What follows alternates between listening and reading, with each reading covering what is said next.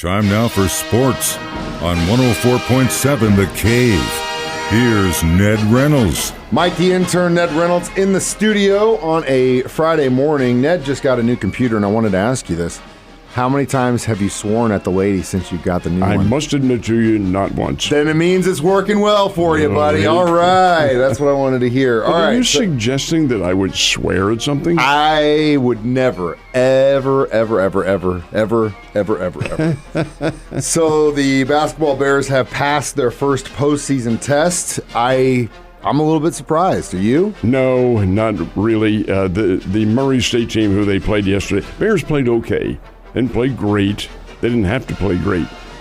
Murray State played, in my opinion, the poorest game in the history of poor games. Wow. Dear Lord, I have never seen a team miss the way they did. They couldn't throw the ball. They could stand in the surf and not throw the basketball in the ocean. It was ridiculous.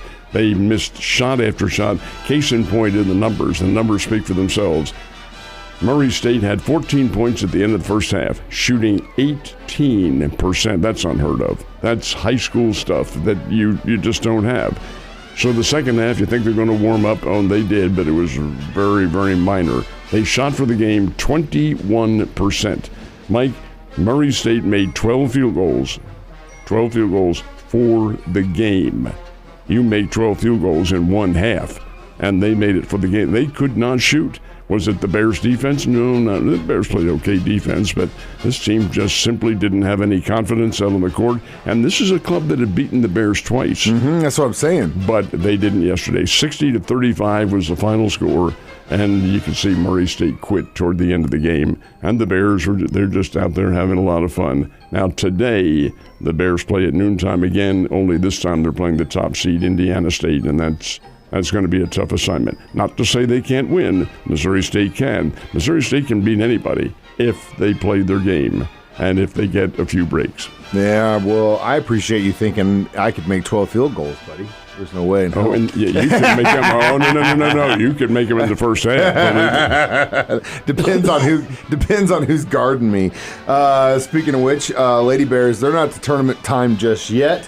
They still got a little bit of regular season left. How'd they do last night? Well, they had the game last night and one more on Sunday when they play over in Valparaiso, Indiana. Did not do very well last night. Lost the game 65-61 to Illinois Chicago. Not a surprise. When they played down here in Springfield, the Lady Bears won by 1 point, and they just did squeeze through in that one. Illinois Chicago is pretty good. They've got a lot of size, but I take a look at the foul shooting in the game. The Lady Bears went 6 of 9 from the foul line. Illinois Chicago went 17 of 23. Folks, that's the numbers. I'm just saying the facts. I'm not implying anything except that I am implying something. Come on, 17 to 23 as opposed to 6 to 9? What on earth kind of officiating is that? Anyway, that was the margin of victory for Illinois Chicago. So the Lady Bears, now they have one more game, one more regular season game, and then they start their conference tournament next weekend up in Moline, Illinois. And they wanted to go in flying high, and that's been dampened a little bit by that loss. Yeah, well, unfortunately for them, it doesn't always work out. You know, I was thinking about this when we were talking about the Arnold Palmer Invitational yesterday. Do you think some of these golfers, when they go to these certain ones, they bring the whole family and they're like, all right, go to Disney World, go to Universal, you guys have fun, I'm going to go play some golf for the next 10 hours? You have to understand, Mike, that many of them live in this country. Yeah, that's true. And they're even the foreign. For instance, in the leaderboard here, Shane Lowry, who is the leader, he's from Ireland, and he won the British Open one year. Oh, and the Irish people were delighted.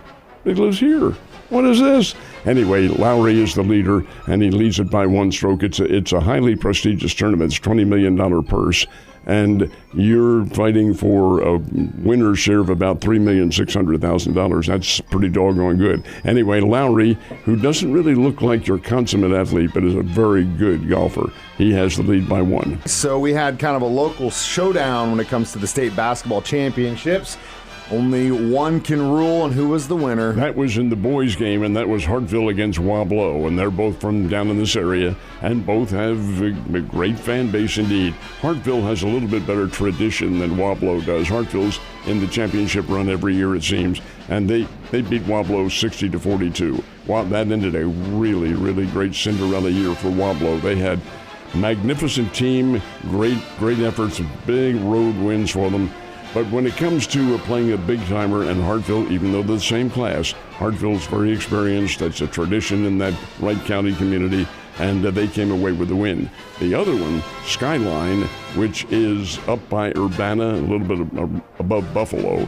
Skyline is also, like Hartville, a traditional team in the championship hunt. Played Principia out of St. Louis and walloped them 61-47. So Skyline's Lady Tigers and the Hartville Eagles are the champions for the 1, 2, and 3 district that we have down, or class, I should say, that we have represented this weekend. Now, there are more games going on.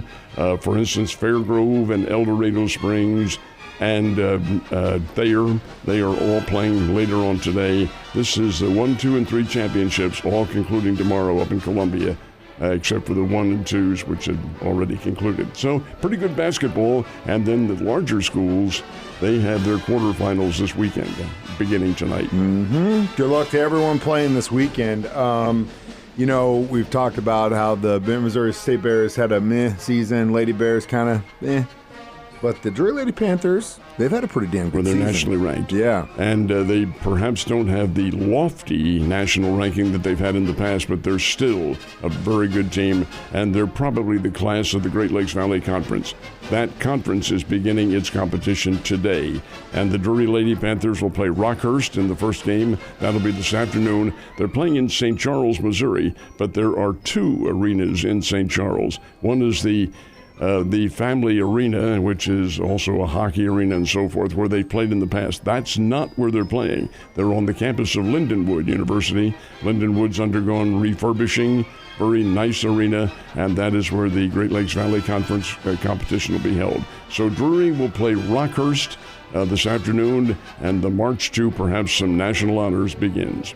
Wanted to mention this. Yesterday reported that the Chiefs and Drew Tranquil reached a 3-year, $19 million deal. That helps. Definitely, but that also kind of means, or at least it looks like to me, that Willie might not be there any longer. What do you think?